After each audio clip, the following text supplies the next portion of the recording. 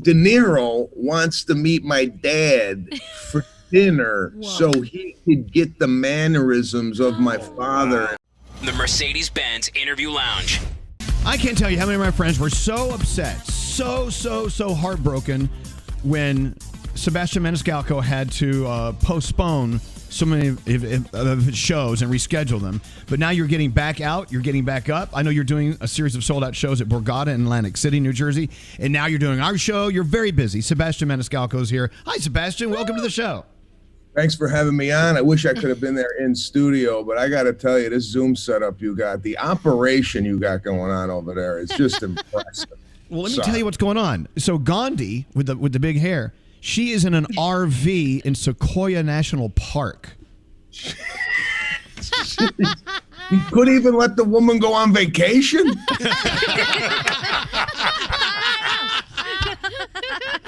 And let's see, she was skydiving out of an airplane into the Grand Canyon a few days ago.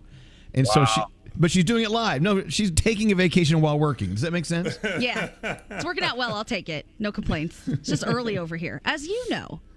Yes. It's good, though. It's all good. I'm glad you're on vacation and working. Good to see everybody. Everybody looks really good. Wow. Yeah, we're back at it. We're out. We're up, and we're doing shows again. It's been a long 15 months, I think, for all of us. And don't get me wrong, I love my family, but 412 days cooking eggs and pancakes, it's over. It's over? He's counting them. Wait, but our favorite thing with you is when your wife gets an Amazon package and you open it up. Because I'm scared that my husband's going to start doing this because you're doing it. Not cool. Well, I don't know how it works in households. I'm pretty much the guy who opens up the Amazon, regardless if it's for me or my wife. And I thought it'd be funny to just kind of show everybody what my wife was getting on Amazon. But then it got a little monotonous. It became kids' socks, kids' bathing suits. It's all about the kids. And my wife is not really getting anything for herself, although maybe she's having that delivered to a secret location. Maybe. Probably. You never know. You never know. Yeah, so you have not been a stranger these past months, and we appreciate that. Thank you. But back into the arenas. I mean, I remember when you used to play small places. Now you're playing these arenas that, I mean, they can't even fill them up for sporting events, but they can for your show. So do you still get that tingle when you walk out to the center and look around and see everyone screaming for you? Yeah. I mean, listen, I didn't get into the business to do arenas. This wasn't really on the vision board. I didn't even have a vision board. Who am I kidding? Yeah, you know, there's been so many people that want to come see the shows that we have to accommodate them by going into an arena. And, you know, listen, the arena, I do love them. I mean, but ideally for me, a comedy club is the best place to see comedy. It's just if I did a comedy club, I'd have to pitch a flag in New York for six months to accommodate the demand. But hey, you know, it's great to go out in there and in the round, in the theater or in the arena, and people seem to love it. I love it, and you know, I'm just happy to be doing stand-up comedy after all this time. See, one of the many differences between doing the comedy club and doing an arena is anyone in a comedy club room can heckle you, and they can force their way into your show. In an arena, does anyone ever try that there? It can't be done, can it? I mean, it can and it can't. I mean, if you want to heckle, it's got to be kind of up close so I could hear it. I mean, if you want to heckle me from the balcony, I don't think I'm gonna, you know, even receive that. But you're right. It's a little more intimate in a comedy club where you could rip somebody to shreds. Here, it's like sniper fire. You don't know where it's coming from. Right. If you just turn us on, Sebastian Maniscalco's here. And, you know, we find, of course, what makes you great is you talk about your life, your family, the things we can relate to. I mean, that's what really makes you tick with us. As a matter of fact, Scary was in Miami at the swimming pool at the hotel, and he was telling us a story. I said, you just ripped this off of Sebastian's stand-up. I mean, Sebastian, you know, saving the chairs at the pool. I saw you walking around the pool and you were angry. I felt like you were like shooting lasers at me because I did that. I'm one of those people. So you go down to the pool. You get up early and you take a book that you ain't reading and you put it on a chair so you could then later come down and use that chair. It's He does. Guilty. It is embarrassing. Guilty. Yes. I do it too, but I take a book I am reading. Oh, okay. That's okay then. It's not okay. Sebastian, I've got a question. How does your dad feel about the new series that you're doing on Instagram where you're being your dad, which is hilarious, by the way? He didn't even know. He had other people were telling him, your son's imitating you. And I did that. I did about 10 of them because we put a compilation together for his 75th birthday. And I did like 10 impersonations, and my sister's an editor, and she took a couple and put it into this video. And I got these leftover videos. Let me throw them up on Instagram. And he's like, "What are you doing? What are you doing? I thought that was private. I thought you were gonna, that's we could enjoy. What are you putting it up on Instagram for?" But listen, secretly, this guy loves it. He loves the attention. And he goes out now at restaurants. He gives their credit card, and people see Maniscalco in Chicago, where I'm from, and they're like, "Hey, are you Sebastian's father?" And he just soaks it up. This guy. Yeah, he's looking for free desserts. Does he get them? Yeah, this guy's getting more comps than I am. I love it. Hey, so Sebastian, have you found that during the pandemic that you are actually finding new ways to create new material, or did you feel like it kind of shut you down a little bit? I mean, as far as what you do, how did you get through that, as a comedian? Shut me down. I mean, the misconception is, oh my God, you must be coming up with so much material. I got to go out and live my life in order for me to extract humor from situations. You're not really going to get a lot of humor, washing avocados and bananas because you think the virus is on them. I mean, there's nothing going on over here. But now that we're out and about, I'm getting a lot more. I mean, the act is peppered with a little COVID stuff, but I try to concentrate on my family, my father, and just kind of, whatever, going to a hipster coffee place, whatever it is. I like that material better than kind of current event stuff. But I'm not going to lie to you, there is a little COVID stuff in the new act. Sebastian, talk about this new show, a comedy called About My Father, where Robert De Niro is going to play your dad. Yeah, unbelievable. Where does that happen? Robert De Niro playing your dad? Seriously. I could have never dreamed that this was going to happen. And so much so that De Niro wants to meet my dad for dinner. Whoa. So he could get the mannerisms of my father and how he talks. And so these two are going to meet together. Now, I'm nervous because my father around strangers, he ain't himself. He's just not himself. He gets quiet. He gets a little bashful. I said, the only time you're really comfortable, Dad, is when you're cutting somebody's hair. That's what he does for a living. I said, why don't you cut his hair? And then, oh, God. Could talk that way. So I don't know if that's going to happen, but they're supposed to meet without me for dinner. And my dad's like, when is this going to happen? I go, Dad, this is entertainment.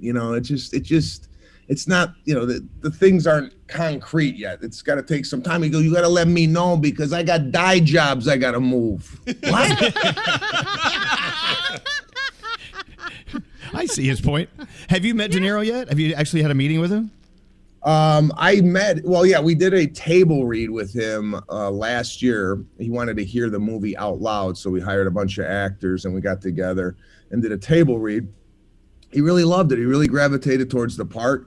It's loosely based on my life, where my father and I go to meet my wife's kind of waspy family at a country club type weekend and over the 4th of July, and it's like two fish out of water, two families coming together from complete opposite ends. And I'm really proud of it, and I'm glad that De Niro really gravitated towards the material. We're excited. We start filming in September. I don't know. I met him one time and it scared the crap out of me. It was just we were at a friend's house for a party, right? And we both ended up in the kitchen at the same time by ourselves. And I saw that and went, oh God, I want to back out of here. I just want to be invisible. And I go, say, you having a good time at the party? And Robert De Niro goes, yep. I said, well, it's really great, right? Great steaks and stuff. He shakes his head. Yep. I went, okay, well, I'm just in here to get a glass out of this cupboard, so I'll be right over here. Okay. Yeah, That was it. I've got a couple interactions with him when we were doing The Irishman. It was very kind of brief, and it was not a lot of conversation going. But sweet guy, and I'm going to be on set with him for 7 weeks, so I'm sure that we'll end up talking probably the 6th week. Good luck for that. So, but wait, there's more. So if anyone says, Sebastian, you've been very idle. Well, no. Now, what is this Disney Plus thing or Discovery Plus show you're working on? So we did this during the pandemic. It came out of my buddy and I, Dominic. He was really kind of hurting during the pandemic because he is a chef. And I said, let's do a Zoom like Sunday supper where we donate the money to charity. We'll get your name out there because he was doing like these vegetable boxes and meat boxes and what have you. So we did 2 of these, and I'm like, I always love food. I always love cooking. I'm like, let me combine my passion for the culinary arts and comedy. Let's do a TV show about things that I'm interested in. So we did 13 episodes on, I'm interested in sushi. We did a sushi episode. We did a fishing episode. We did a bread episode. Nancy Silverton taught me how to make sourdough bread out here. So it's, wow. We got great comedians that come on as guests, Whitney Cummings, Russell Peters, Bobby Lee, David Arnold. I mean, we got, it's just a good combination of comedy and food. And it's not like a bite and smile type show where I'm like, oh my God. This is more like just having fun and eating some food. So it's called Well Done with Sebastian Maniscalco. It's premiering on Discovery Plus in August. So add that to the list. You know what? We're doing this interview. I'm watching the text messages when I can get my eye over there. I can't wait. We're going to see him in Newark. All these people are going to say they're going to see you in different towns. They're so excited to see you. But there is one disappointment, and that's Froggy. Froggy's your biggest fan. He's in Jacksonville. You're not even close to Jacksonville. He has no way to see you. You've let him down. You got to come to. I know you're doing South Florida, you're doing Southwest Florida, and you're doing Tampa. But we need you in North Florida. Can you come to Jacksonville? Listen, hey, you got so many people working for you. Is the whole country covered? I mean,